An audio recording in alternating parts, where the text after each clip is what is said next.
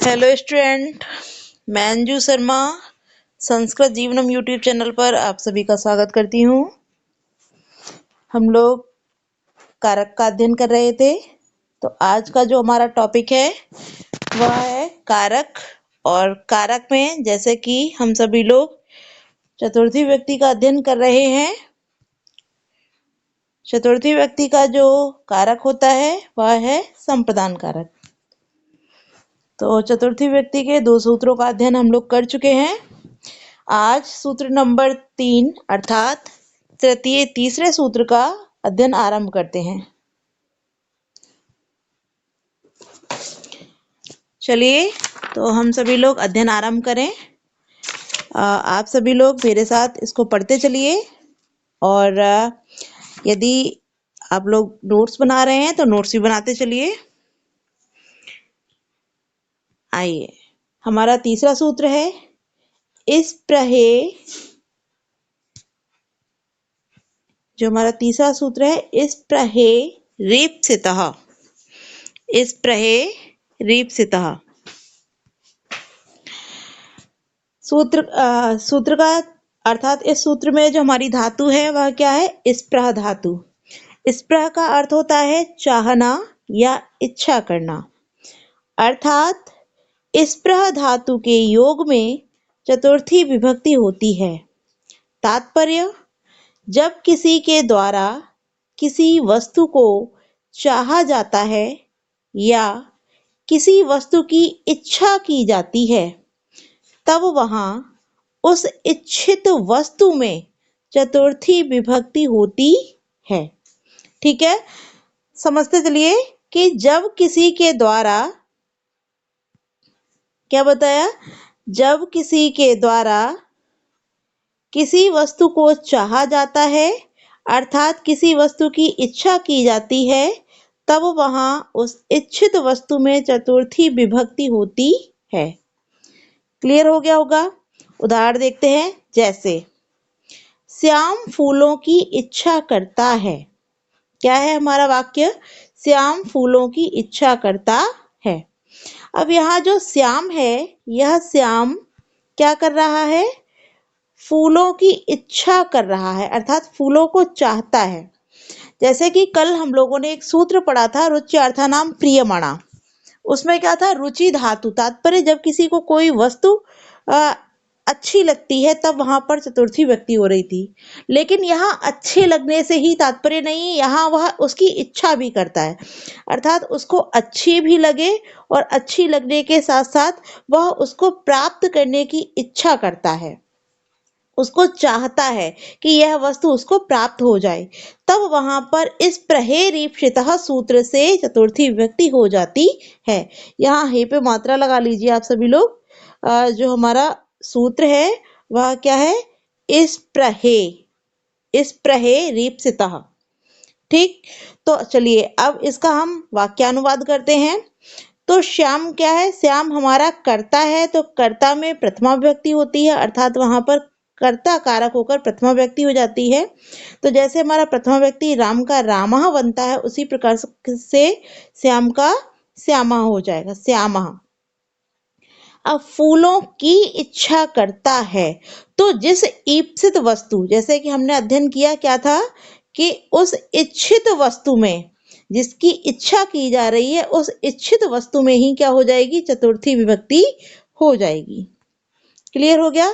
किसमें चतुर्थी होगी? जो इच्छित वस्तु होगी उस इच्छित वस्तु में चतुर्थी व्यक्ति होगी।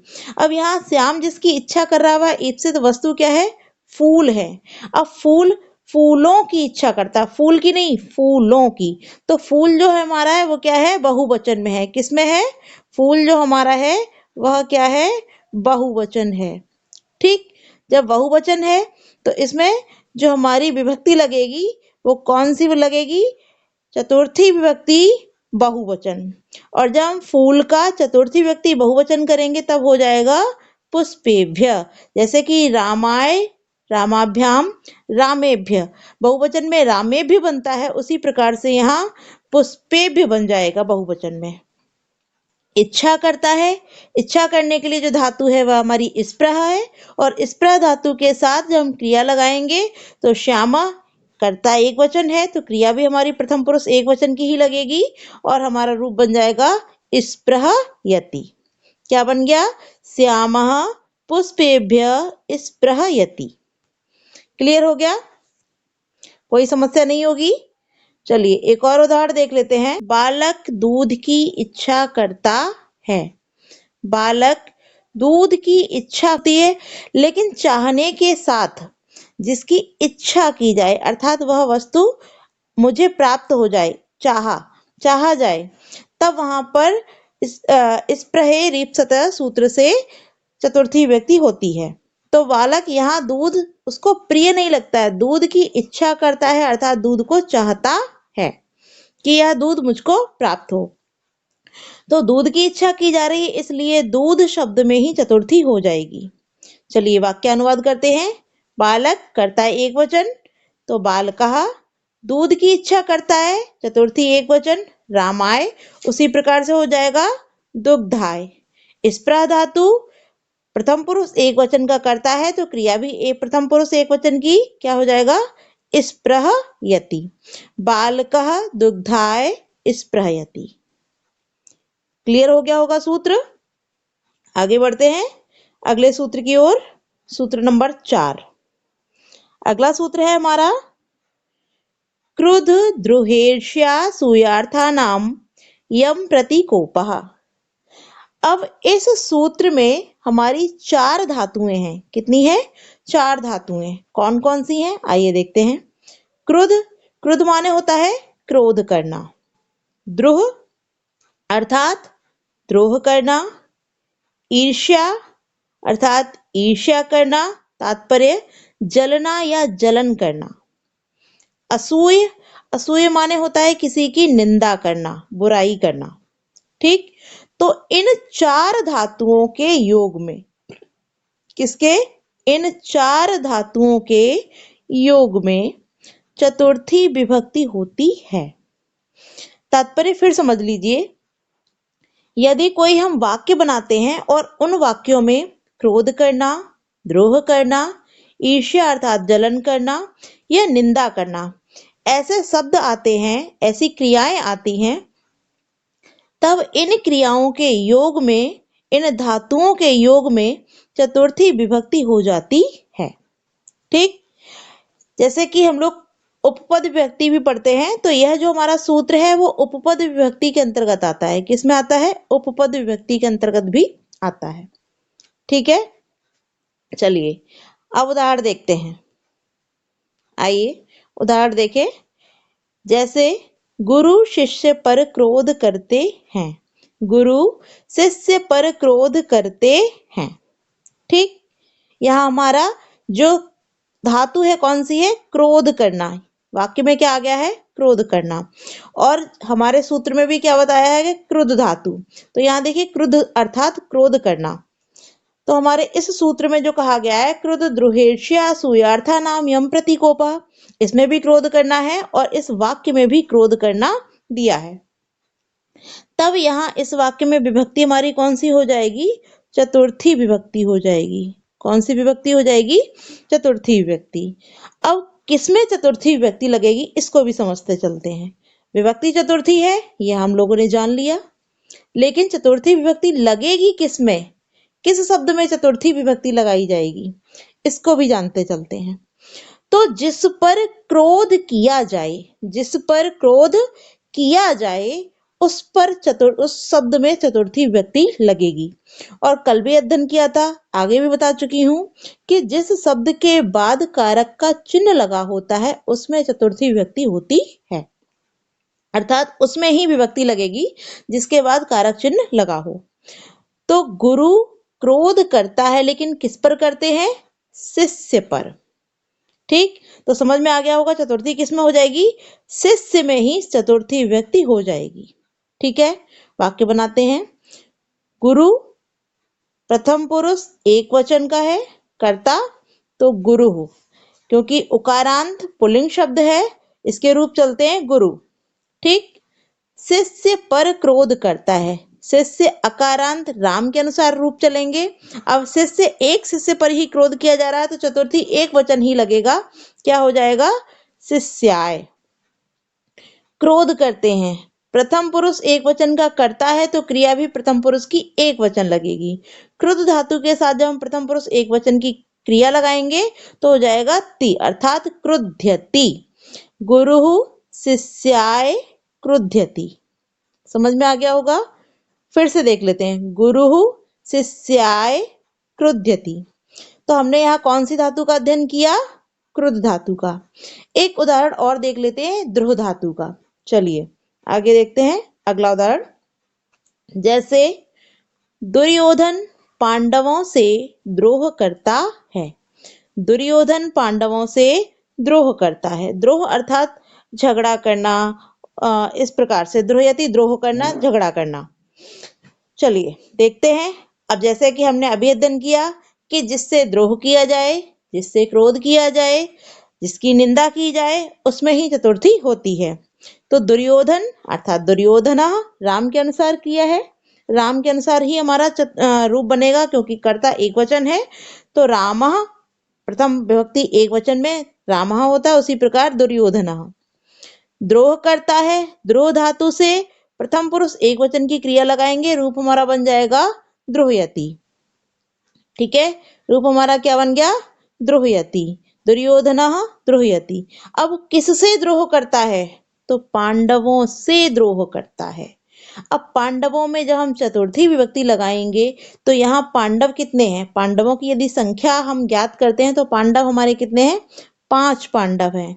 5 अर्थात बहुवचन हो जाता है। तो राम का जब हम बहुवचन देखते हैं तो क्या हो जाएगा? रामेभ्य। क्या रूप बनता है? रामेभ्य। उसी प्रकार से बहुवचन में जब चतुर्थी व्यक्ति लगाएंगे तो पांडव अर्थात पांडवेभ्य। पांडवाय, पांडवाभ्याम, पांडवेभ्य। ठीक है, तो यहाँ जो चतुर्थी व्यक्ति लगेगी कौन से वचन में लगेगी? बहुवचन में लगेगी और रूप हमारा बन जाएगा पांडवेभ्य। दुर्योधनः पांडवेभ्य द्रोहयति। समझ में आ गया होगा? अब किसी को कोई समस्या नहीं हुई होगी, और फिर भी यदि किसी को कोई समस्या होती है किसी भी सूत्र को लेकर, किसी भी वाक्य को लेकर, तो आप लोग कमेंट करके बता सकते हैं। चलिए आगे बढ़ते हैं। अगला सूत्र है हमारा सूत्र नंबर 5। नमः स्वस्ति स्वाहा स्वधा अलम वसट योगाच। नमः स्वस्ति स्वाहा स्वधा अलम वसड योगाच। यह सूत्र भी हमारा उपपद विभक्ति के अंदर आता है। कौन सा? उपपद। जैसे कि हम लोग एक पढ़ते हैं कारक विभक्ति और एक होता है उपपद विभक्ति। ठीक, तो यह जो हमारा सूत्र है यह किस में आएगा? यह उपपद विभक्ति के अंतर्गत आता है। अब यह भी बता देंगे उपपद विभक्ति क्या होती है। जब हम पदों के आधार पर विभक्ति निर्धारित करते हैं वह कहलाती है उपपद विभक्ति, और जब कारक चिन्ह के अनुसार हम विभक्ति लगाते हैं वह कहलाती है कारक विभक्ति। ठीक है, समझ में आ गया होगा? चलिए, इसमें भी हमारी कुछ धातुओं का वर्णन किया गया है कि किन किन धातुओं के योग में यहाँ उपपद विभक्ति होती है। आइए देखते चलते हैं। तो सबसे पहले है नमः। नमः अर्थात नमस्कार करना। फिर है स्वस्ति। स्वस्ति माने होता है कल्याण हो। फिर स्वाहा। स्वाहा तात्पर्य आहुति। जब हम यज्ञ इत्यादि करते हैं तो अंत में बोलते हैं, जैसे किसी के लिए सूर्याय स्वाहा, यानी किसी को भी आहुति देते हैं वह कहलाता है स्वाहा। ठीक। स्वधा। स्वधा होता है तर्पण। तर्पण तात्पर्य जो हमारे पितर होते हैं, जो जिनकी मृत्यु हो चुकी है, उनके उद्धार के लिए हम जो श्राद्ध इत्यादि करते हैं वह कहलाता है हमारा तर्पण। अलम। अलम का तात्पर्य है पर्याप्त या समर्थ। और वसड। वसड माने होता है भेंट देना। भेंट अर्थात साधुवाद। ठीक। अच्छा, एक पॉइंट पर और हम यहाँ डिस्कस कर लेते हैं। यहाँ एक शब्द दिया है अलम। तृतीय विभक्ति में भी हमने इस अलम शब्द का अध्ययन किया था। अलम जब निषेध अर्थ में था, हमने क्या पढ़ा था? निषेध। निषेध अर्थ में। तात्पर्य जब अलम का अर्थ क्या था? अलम का मत करो या वश करो। बस करो। जब अलम का अर्थ हम क्या लेंगे? मत करो या बस करो, निषेध अर्थ में लेंगे, तब यहाँ पर इस अलम के योग में तृतीया विभक्ति होगी। कौन सी विभक्ति होगी? तृतीया विभक्ति। ठीक, अब यहाँ अलम पे भी देख लेते हैं। यहाँ जो हमारा अलम है वो किस अर्थ में आया है? पर्याप्त या समर्थ। ठीक है, तो दोनों चीजों में डिफरेंस है, अंतर है, आप लोग समझ गए होंगे। जब अलम का अर्थ मत करो या वश करो में आएगा, मत करो या बस करो अलम का, तब वहां तृतीया विभक्ति होगी जब निषेध अर्थ होगा। ठीक, किंतु यदि अलम का अर्थ पर्याप्त या समर्थ के अर्थ में आएगा, तब वहां पर कौन सी विभक्ति होगी? हमारी चतुर्थी विभक्ति होगी। ठीक है, दोनों चीजों में कंफ्यूजन नहीं होना चाहिए, दोनों चीजों को मैंने क्लियर कर दिया है। अब कोई समस्या दोनों में नहीं रही होगी। जब अलम का अर्थ हम निषेध के अर्थ में लेंगे, मत करो या वश करो के अर्थ में लेंगे, तब वहां पर तृतीय विभक्ति होगी। किंतु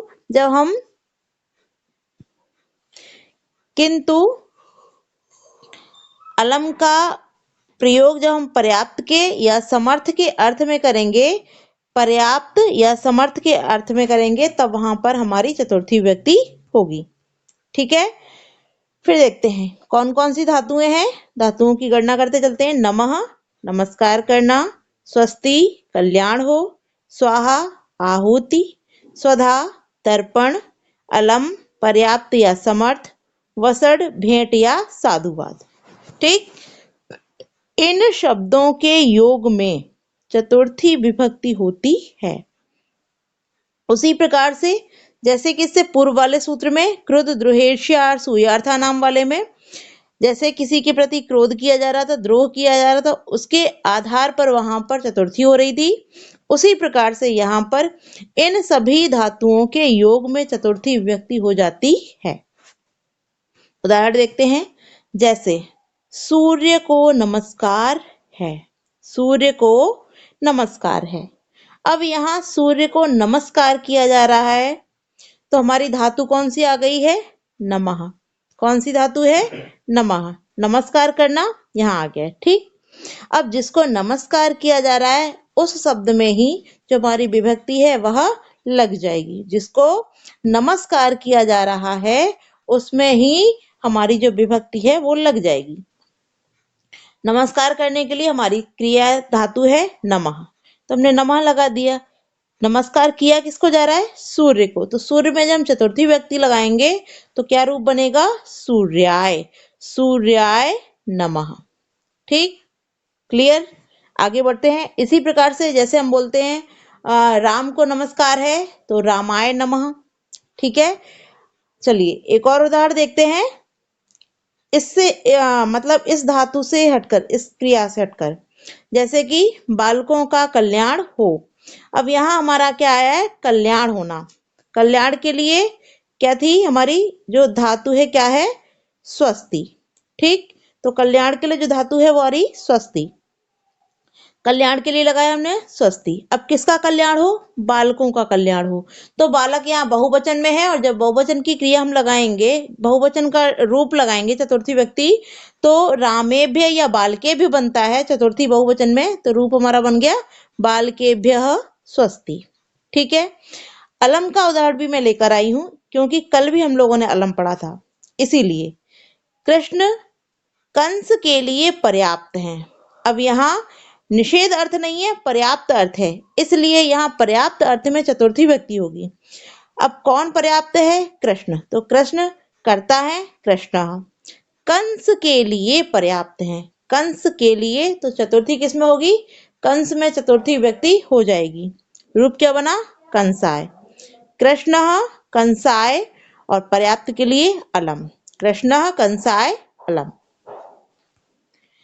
किसी को कोई समस्या नहीं रही होगी। आगे बढ़ते हैं। हमारा छठवां सूत्र है और चतुर्थी व्यक्ति का अंतिम सूत्र है। तादर्थे चतुर्थी वाच्या। तादर्थे चतुर्थी वाच्या अर्थ क्या होता है? जब किसी प्रयोजन के लिए कोई कार्य किया जाता है तब वहां चतुर्थी विभक्ति होती है। तात्पर्य, जब हम किसी उद्देश्य की पूर्ति के लिए कोई कार्य करते हैं, जिस कार्य को करने से हमारे कोई कामना, कोई इच्छा पूरी हो जाती है, तब वहां पर चतुर्थी विभक्ति हो जाती है। ठीक। प्रयोजन का तात्पर्य होता है कि हमारी कोई इच्छा पूरी होना, किसी प्रयोजन के लिए ही कोई कार्य किया जाता है, तब वहां चतुर्थी विभक्ति होती है। उदाहरण से समझते हैं, जैसे वह कुंडलों के लिए सोना लाता है, यानी कोई व्यक्ति है जो सोना लेके आया, लेकिन उसका सोना लाने का उद्देश्य क्या था, प्रयोजन क्या था? उसका उद्देश्य था आभूषण बनाना। आभूषणों में भी कुंडल, जो कुंडल बनाए हैं, कुंडलों के लिए ही वह सोना लेकर आया है। ठीक। तो यहाँ इस वाक्य में जो सोना लाने का प्रयोजन है वह क्या है? कुंडल। इन कुंडलों के लिए वह व्यक्ति सोना लेकर आया है। तो कुंडल प्रयोजन होने के कारण इस कुंडलवाचक शब्द में ही चतुर्थी विभक्ति हो जाती है। ठीक। इसको वाक्यानुवाद करते हैं। वह अर्थात सह कुंडलों के लिए, कुंडल बहुवचन है तो बालकेभ्य, उसी प्रकार से कुंडलेभ्य, सोना स्वर्णम लाता है आनयति। ठीक। सह कुंडलेभ्य स्वर्णम आनयति। क्लियर? एक और उदाहरण देख लेते हैं, जैसे बालक पढ़ने के लिए, बालक पढ़ने के लिए विद्यालय जाता है। तात्पर्य, जो बालक है वो विद्यालय जाता है, लेकिन उसका प्रयोजन क्या है? पढ़ना। वो पढ़ने के लिए विद्यालय जाता है। तो ये जो पढ़ना है यह उसका प्रयोजन है, इस कारण से इस पढ़ने वाले शब्द में ही चतुर्थी विभक्ति हो जाती है। चलिए वाक्यानुवाद करते हैं। बालक बालकः, पढ़ने के लिए, तो पढ़ने में ही हमारी चतुर्थी विभक्ति लग जाएगी। पठ धातु है, जब चतुर्थी लगाएंगे तो क्या हो जाएगा? पठनाय। बालकः पठनाय विद्यालयम गच्छति, विद्यालय जाता है अर्थात विद्यालय को जाता है, विद्यालय हमारा कर्म हो जाएगा, तो विद्यालयम गच्छति। ठीक है, समझ में आ गया होगा। फिर से एक बार देख लेते हैं। बालक पढ़ने के लिए विद्यालय जाता है, बालकः चतुर्थी एकवचन, पठनाय विद्यालयम गच्छति। क्लियर हो गया होगा। इसी कक्षा में हमारे इस सूत्र के साथ हमारी जो चतुर्थी विभक्ति है आज समाप्त होती है। कल की कक्षा में चतुर्थी से आगे के सूत्रों का हम लोग अध्ययन करेंगे। कल हम लोग पंचमी विभक्ति अर्थात अपादान कारक का अध्ययन आरंभ करेंगे। किसका? अपादान कारक का। तो सभी लोग वीडियो के साथ बने रहिए, चैनल को सब्सक्राइब कर लीजिए जिन लोगों ने अभी तक चैनल को सब्सक्राइब नहीं किया है, और बेल आइकन अवश्य प्रेस कर लें जिससे कि आने वाली सभी वीडियो का नोटिफिकेशन आप तक समय से पहुंचता रहे। और यदि वीडियो अच्छी लगती है तो वीडियो को लाइक अवश्य करें। कोई समस्या होती है या आपको जो भी वीडियो अच्छी लगती है, कोई प्रश्न पूछना होता है, उसके लिए कमेंट करें और अपने दोस्तों के साथ, मित्रों के साथ अधिक से अधिक वीडियो को शेयर करें। धन्यवाद। आज के लिए इतना ही। शुभ रात्रि।